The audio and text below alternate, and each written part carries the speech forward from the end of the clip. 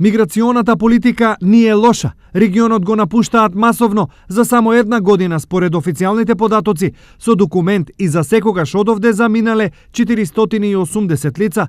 Во споредба со лани, бројот на лица кои за секогаш го напуштиле регионот е поголем за 50, што лошото го прави уште полошо.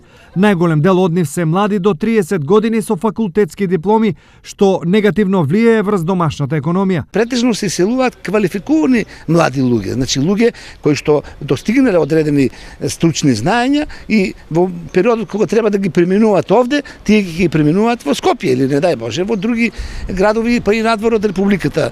Најблиску до истокот кога во прашање иселувањето се југозападниот регион со 537 лица и Полошкиот со 430. Крајна дестинација на сите внатрешно раселени е Скопје, односно Скопскиот регион, каде за една година се доселиле 1500 жители. Дел од нив се од општините од истокот. Има добар приход, тамо се работат, имат добар стандард, имат тамо него или тука, за тоа. И на некој начин обавезно ќе најде било каква работа.